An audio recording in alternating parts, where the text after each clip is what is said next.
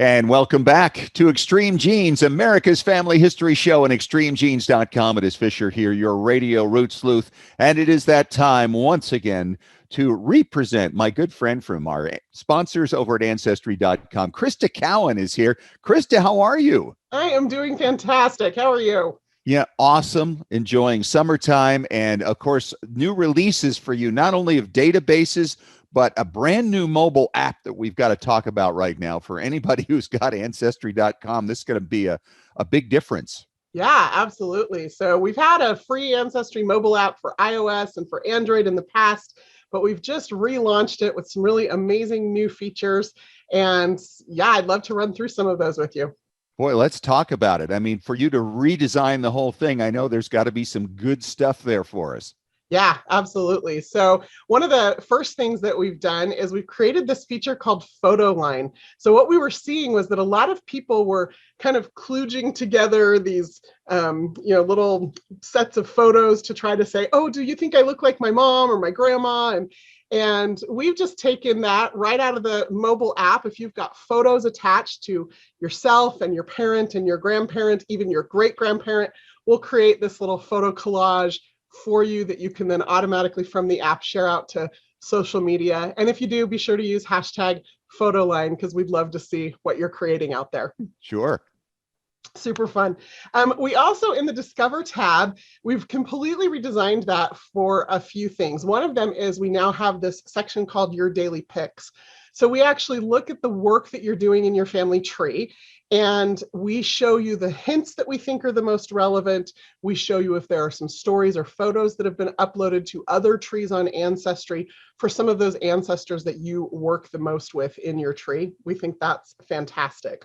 Really, I love that idea that you guys know what we're working on the most. Yeah, for sure. And I don't know about you, Scott, but I have my favorite ancestors. So I do too. It's the ones that give me the most trouble. right.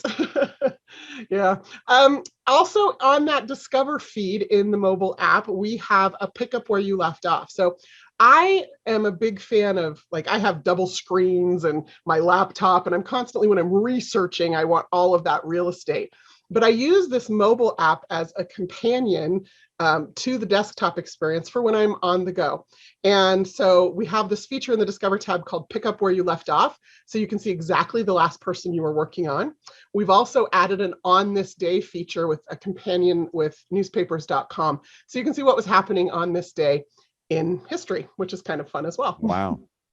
Do you think you could ever tie that in? Do you think you could ever tie that in with what happened in your family on this day? Funny you should ask that. We have a new widget on the app. So whether you're using iOS or Android, the functionality for creating a widget or adding a widget is a little bit different, but you can add a widget to your home screen. And one of those widgets is events in your family tree. So you can see whose birthday it was on this day, however many years ago, or whose anniversary, or the commemoration of someone's death date. And we'll show you 3 upcoming events. So if there's one today, it will be at the top, and then the next 2 that are coming up. I've had more than one user say they remembered their parents' anniversary that way. Well, it's a better way, isn't it? Right? So yeah, so those are the primary new widgets that we've got, the new features that we've got in the Ancestry mobile app. I've really enjoyed using it. Like I said, on the go, I find myself in different places at different times where I need that access. One of those features that I really love in that mobile app is a maps feature. Yeah, so, let's talk about that. Right?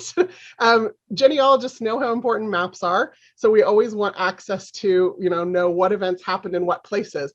And with the mobile app, if you find yourself, now that the world is kind of opening back up again, driving through a town where you think family members might be buried, you just pull up the mobile app and click on maps, and we'll show you everyone who was born, married, or died in the location that you're in. And you can explore that map globally as well. Wow. And then click over to your Find a Grave app, and boy, you're in business, aren't you? Right? Yeah, maps are really, and for mobile, maps just make sense. So we do not have that feature on the desktop, but we do have it in the mobile app. So again, this perfect companion experience. Now, anything to do with DNA on this new app? There is. So we used to have two separate apps, a tree app and a DNA app. We've now combined them. So all of your Ancestry experience is in the one free Ancestry mobile app. And DNA, you have access to your full match list and to all the features that you do when you're on the desktop version. But I find that some of the behavior is a little bit easier because of just the way that mobile apps are created. So for example, on mobile apps, we're used to swiping, like swiping all the things, right? Well, you can quickly run through your match list and swipe people into groups, like in mass, rather than having to click, click, click your way through like you do on the desktop. Wow, your people have been hard at work. They have, absolutely. Yeah, and then the one last thing is the message center. So we've moved the message center now fully integrated into the mobile app. So it'll be right there on the homepage on your Discover tab in the app. And then it's also super easy, again, with that mobile technology functionality to message your DNA matches directly from the app as well. It just keeps getting better and better. All right, let's talk about something else that we enjoy every month, and that's talking about your new databases that you've released at Ancestry.com. Yeah, absolutely. So 3 big things that I want to talk about this month. The first one is one of the most recent collections. We just launched it within the last few days, and that is the Ireland Casey collection indexes. Now, I don't remember, Scott, do you have Ancestry in Ireland? I have some, but I haven't discovered who it is yet. It keeps showing up. Okay. Well, I know who it is, but I haven't found the connection yet. Yeah, that's tragedy for all of us, I think. So one of the things that we struggle with in Irish research is that so many of their records were lost during their civil war in 1922. And so anytime we can find local records that then get rolled up into larger collections, that's a huge deal for Irish researchers. So the Casey collection is an individual, Albert Casey, who wrote a series of books with information about birth, marriage, death, residences for people who lived in counties Cork and Kerry, so in the South. And this collection spans 1545 to 1960. So it's a really big deal if you've got family from those locations. And those are big counties too. Yeah, absolutely. Large populations. And for those of us here in the United States, huge population centers of emigration out of Ireland into Canada and the United States. Okay. What else have you got for us? Oh, what else? Come on, keep it coming, Crista. So I think we've talked about this before, but I just want to make sure people are still aware of it, which is Ancestry is re-indexing the 70 million pages of wills and probates that we have on our site for the United States. So when we originally indexed it several years ago, we only indexed the name of the deceased.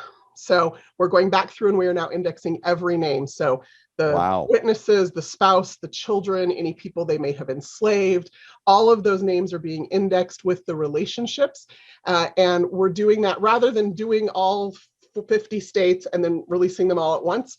We are doing this just on a constant basis and releasing those states as they are complete. So be sure to check the card catalog to see if your state has been published this month. Yeah, I've been seeing some of the states that I research coming out. And it's like, okay, anything new yet? Not right. Yeah, wills and probates. They're just this gold mine of information, and it's super important for individuals who are descendants of slavery, but also for those of us who don't know the maiden names of women, right? You can find her by her married name listed in her father's will. And now that's going to be fully searchable.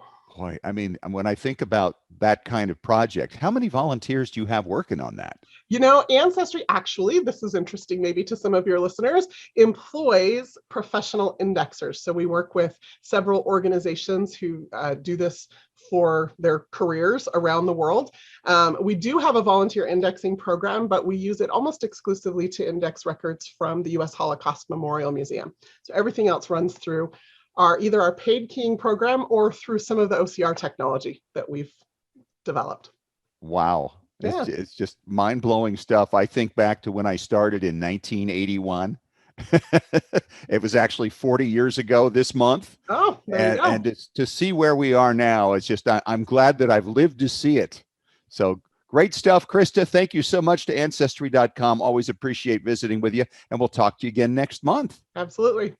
And coming up next, David Allen Lambert with another round of Ask Us Anything when we return in 3 minutes on Extreme Genes, America's Family History Show.